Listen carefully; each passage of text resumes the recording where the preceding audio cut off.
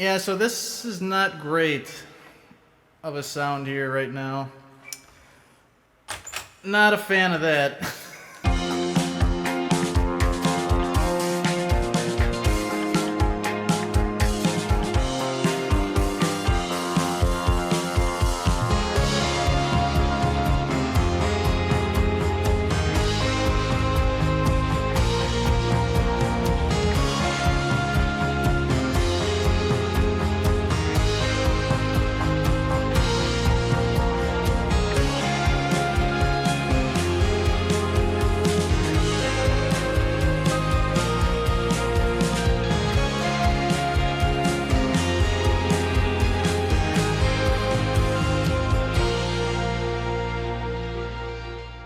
The day I got my T300 really was a special day.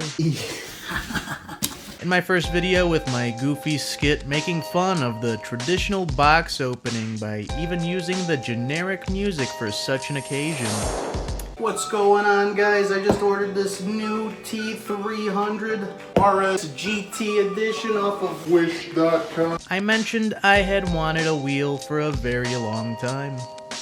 However, it really doesn't portray exactly how long I had waited for the moment. I had wanted to get a sim rig for at least a decade by the time I had finally got one, but never committed. I even have evidence of telling my homie at least 6 years ago that I wanted to get a wheel. So when I finally did get it, that was truly a magical moment, where the trifecta of car enthusiasm mixed with racing and gaming all intertwined and were wrapped into one little package. What the f is this? Of course, this hobby, much like being a car enthusiast, is a tinkering kind of hobby. It didn't take long for me to start getting lost in the sauce of upgrades. If you've been around the channel during this journey, you would have bore witness to the many stages the rig has gone through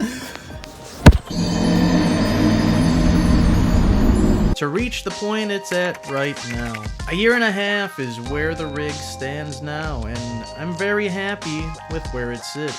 However, it did have some growing pains, which unfortunately started with getting into the direct drive market. As I said, the T300 had been trusty for a good year and a half, and while there wasn't anything wrong with it, the growth of the direct drive market for sim racing had me really intrigued.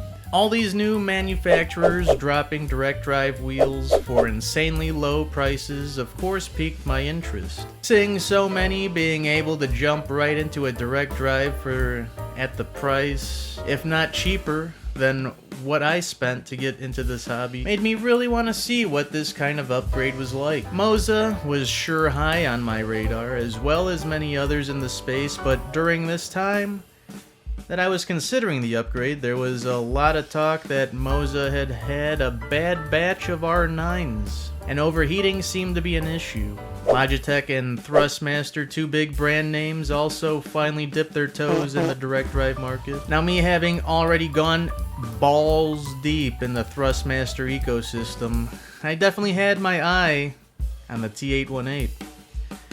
As it just seemed to make sense since I was already there, but I personally didn't see too many of them in the wild compared to Moza, who seemed to be eating up a lot of the market. I had also heard about really expensive Fanatec shipping fees, and their stuff can only be ordered through them, so this also made me lean more towards Moza or Thrustmaster. I decided to wait a little bit more, and at the time I also hadn't known that Micro Center carried sim racing gear when I made my decision, which would have swayed me more in one direction, but when I had saw that Thrustmaster was putting out a Ferrari licensed version of their direct drive, I was really drawn to it. The allure of the Thrustmaster direct drive, the look was different, it looked really nice.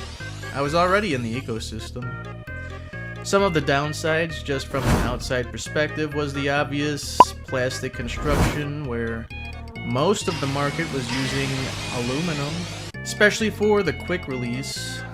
However, Thrustmaster wheels working on really any game whether it be a sim racing game or an arcade game that allows wheel, which I do like to mess around with the goofy game here and there.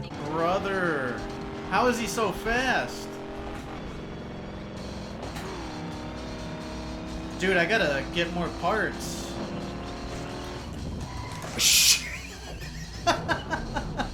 I decided I would give it a shot, since I felt it was a little different, and if it was something that I represent well, it's being a little different.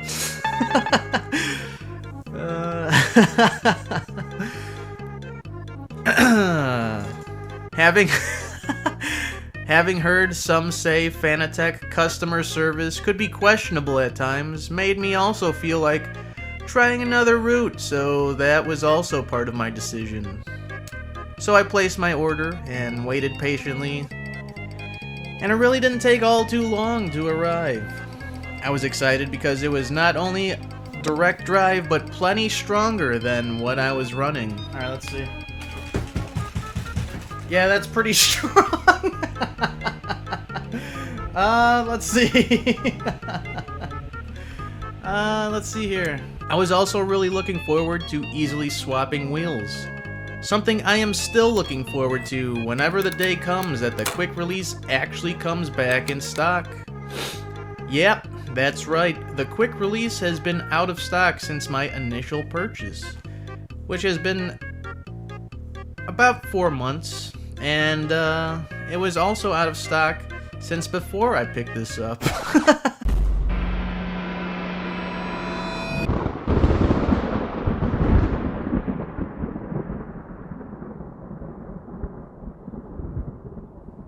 Here's my new contraption. So, since Thrustmaster has still been out of these things, I made this. So, that adapter for aftermarket wheels for Thrustmaster, I just slapped the wheel hub on it, and then boom. We out here now, dude. Now, hopefully, nobody from Thrustmaster is like, hey, don't be doing that. In which case, you saw nothing. I have a pretty good idea as to possibly why, though. The quick release already seems to have had a revision to what I would hope make it more sturdy and less creaky, as well, you can hear for yourself.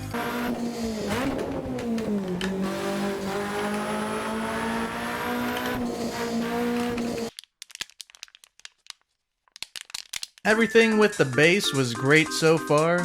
I used it during my Richard Burns rally video.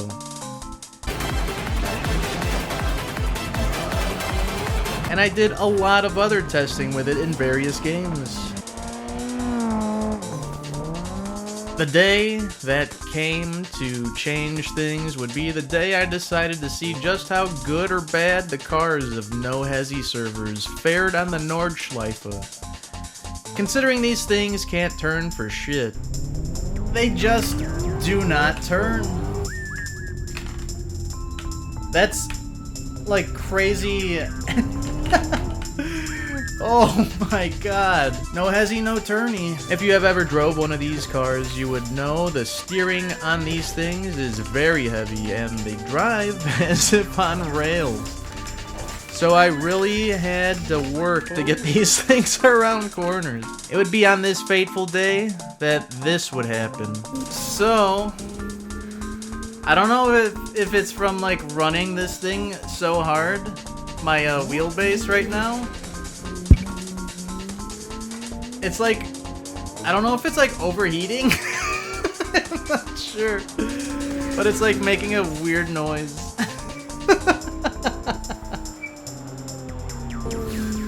Holy shit. Dude, I think that car really did it in. I'm like dripping sweat, so it could be that it's getting really hot in here. Yeah, so this is not great. of a sound here right now. Not a fan of that. Shit. The feeling of I had made a mistake buying this really hit hard at this point, but I was hopeful that things would be made right. So I started the RMA process, which was pretty simple, going through the Thrustmaster website and creating a case, and sending a video of my issue. They got back to me pretty quick and asked for the base to be sent to France. I had never sent anything international, and the way things tend to work out for me is generally not great. So I was kind of worried how things would go. As I had said before this incident, I hadn't really noticed too many out in the wild. But when I had this problem, I then started to notice others having a similar issue to the one mine had. I had kept my T300, you know, just in case. More importantly, for GT7, I was still able to make a video during this time, not exactly the one I had wanted to make. At the time, I had come off of Richard Burns and wanted to do a bunch of rally videos and compare them, but my T818 being out, I wouldn't be able to make a fair comparison, having to use different hardware. For those that attend the streams, you would have remembered me talking about this on stream. The moment that made me really think I was out some money and the wheelbase. My T818, I was mentioning it at the beginning of the stream. So it's I sent it out on Friday. So Saturday, because I've been keeping track of it, because there's just something about me that I just feel like something is gonna go wrong with this whole ordeal, you know? And so there was one day it was on Saturday, so yesterday, it got stuck in customs and it said there was a clearance delay, so I was like, oh, what the fuck? But then it made it through, so I was like, oh, okay. Already in France, and it made it through customs. But then today, I checked again, and then it was in a different place in France with a clearance delay again, and it said that they want the documentation for export, which I'm pretty sure is the invoices which are on the package, so I'm not sure what's going on with that. So I've been keeping an eye on it, and I sent them an email about what's going on. So tomorrow, let's see what happens. But I'm really worried that I'm out $650.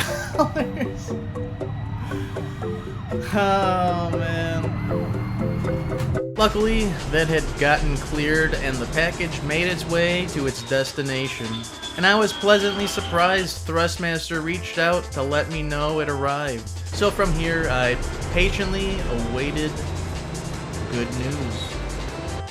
After a weekend, I was given the good news in the form of a replacement at my doorstep, where they had just given me a new unit without much more explanation than that. So I was ready to give it a test to make sure it was working as it should, and well, it was. The locals even closed down the streets for my Gymkhana-esque performance.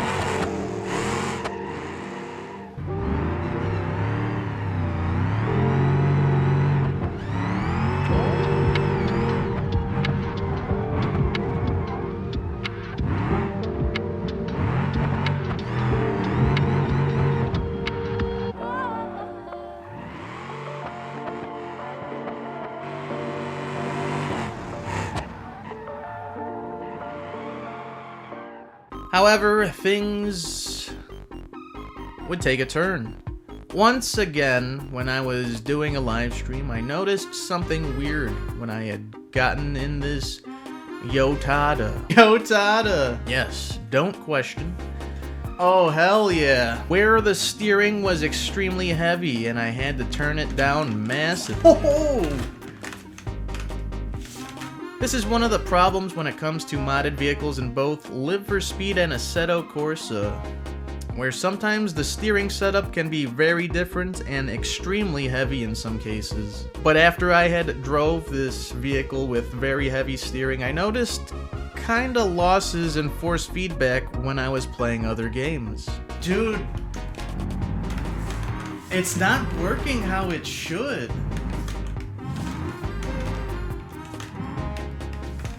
Are you kidding me?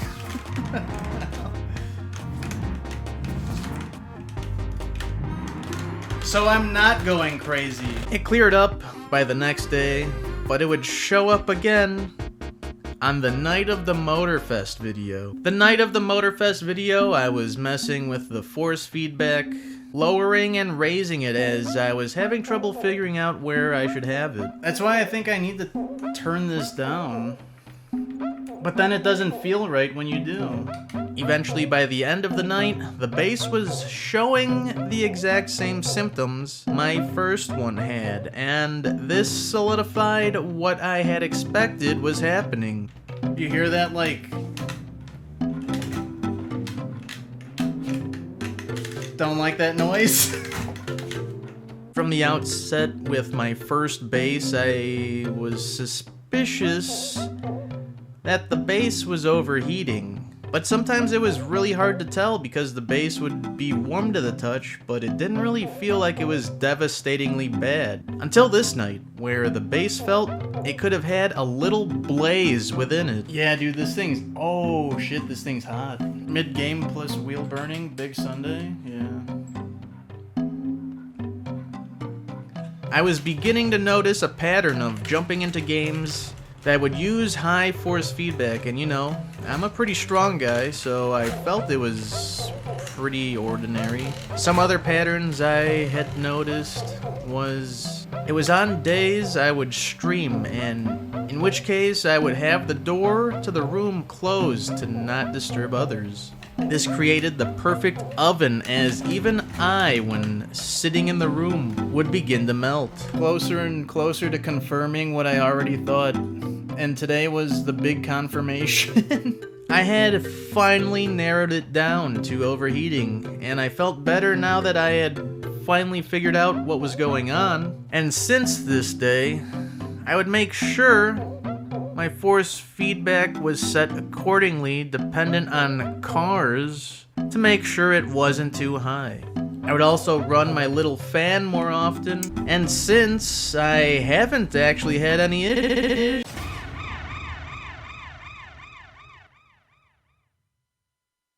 the quick release.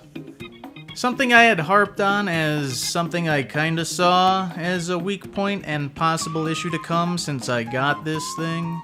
And I noticed, like, at least when I'm drifting a lot, like, you could see where this piece that goes inside, like, the plastic kinda, like, rubs in there. And I don't know if that's a bad thing or if it's fine, you know? Like, I can't say if... Like, personally, it makes me worry about the, longevity of it. It has actually become an issue. During a drift lobby...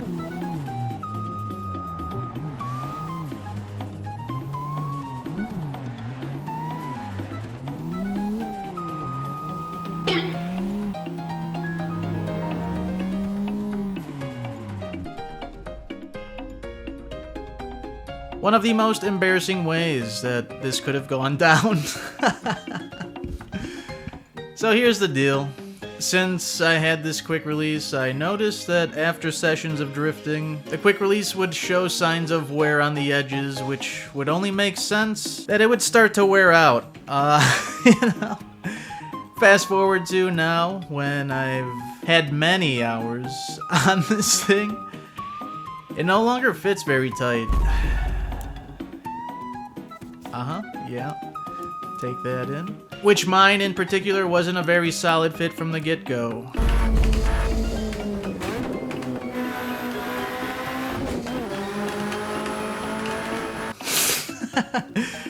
Now, the fit has gotten even worse, leading to crazy amounts of flex, causing the prongs in the base to lose connection at times.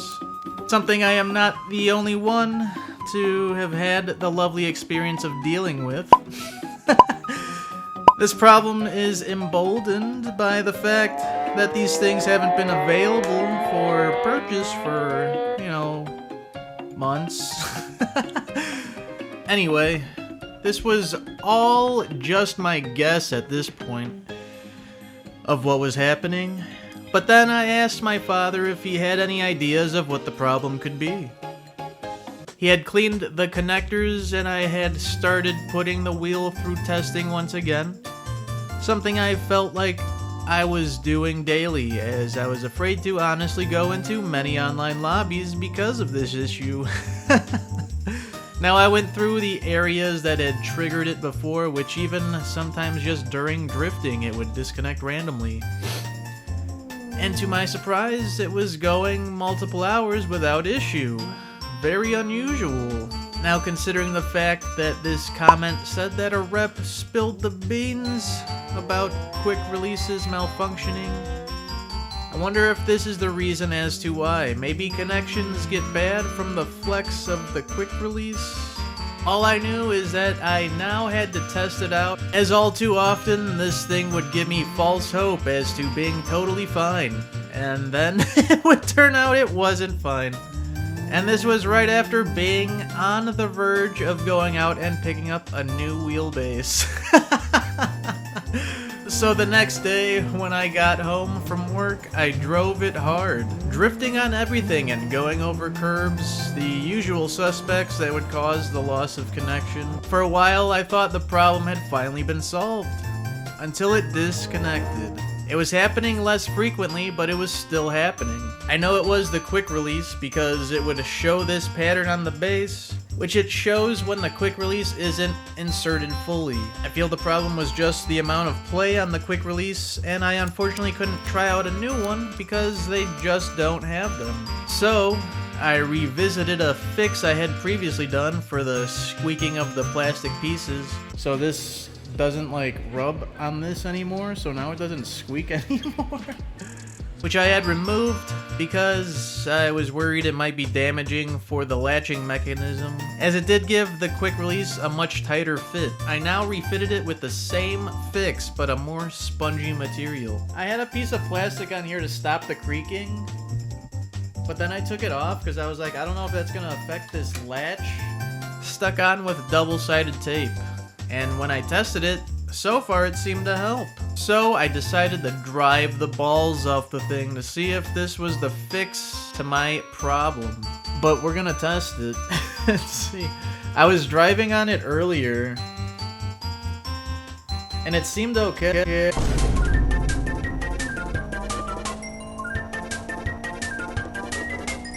So that lap definitely could have went better. Dude, I hit a PB though, and I was like reading that whole time.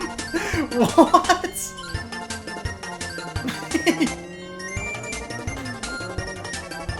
Shit.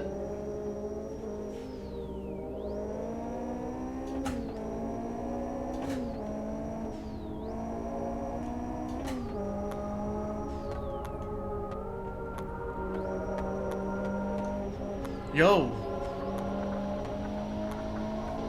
Some action.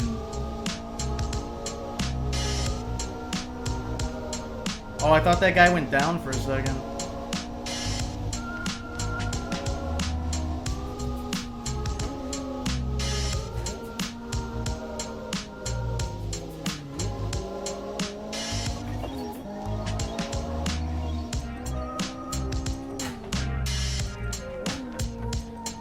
It keeps tripping me out because it looks like he's going down, but he's not. Shit!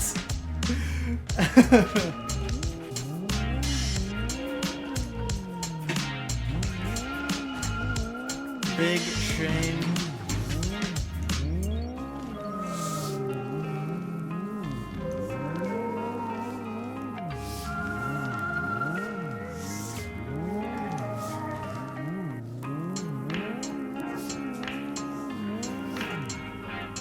My tires are dead. And then you said it got really cold, too.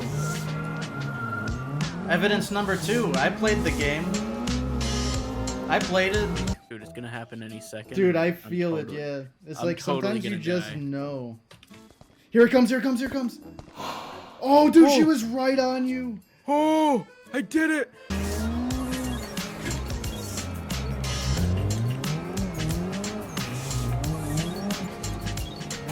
I'm gonna finish this lap. But I think it's safe to say that this thing is fixed. Overall, the bass is really nice and has strong, detailed force feedback, which leads to my love-hate relationship with the thing. I really didn't want to give up on this, despite wanting to throw it out a window sometimes. I went through a lot with it over the last few months. I plan on keeping it, but being worried about the longevity of the product, I did pick up something a little bit more robust. Sorry for those that watch regularly, as this video took a while to make. But as you can see, this video has been a long time in the making, as I wanted the whole story to be told in one go. And when you're dealing with the never-ending story, it can be hard to put a cap on it. Everyone will have a different experience with this wheelbase, I'm sure.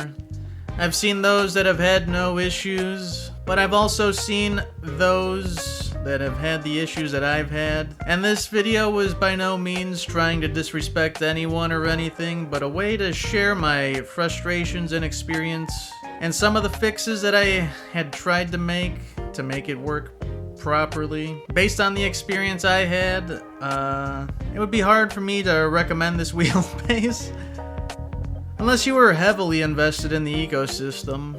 And even then, it's hard to tell the longevity, at least based on what I experienced. Also, if Thrustmaster are indeed revising the quick release adapter, I feel that will change the overall experience, in addition to making new wheels specifically tailored to this wheelbase. Anyway, I hope you enjoyed this, and as always, more to come, so I hope to see you in the next one. And with that, you have a good one, and until next time, take it easy. I'm sure it's fine. I'm sure it's okay. Thrustmaster. Imagine they just roll up.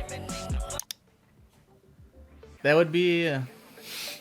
because, like, there's nobody that owns one of these, it feels like. Dude, I swear some days there's, like, that feeling of, like, I think I bought the wrong thing.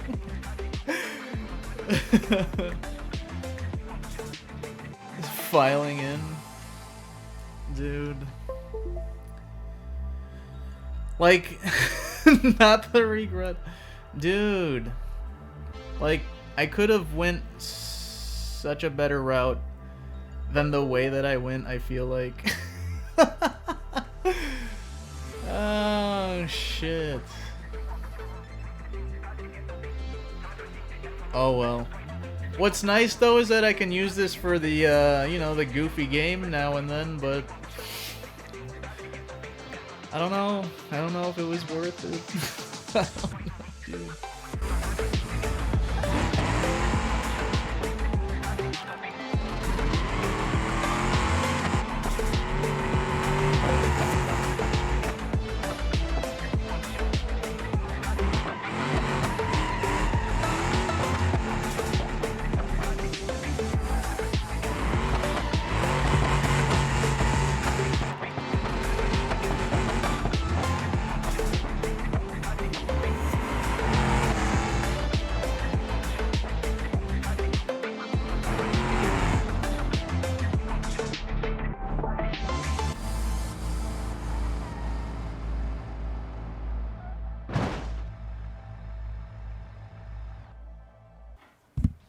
Look at that. It's not even reading as in the right spot, and it's reading that there's buttons.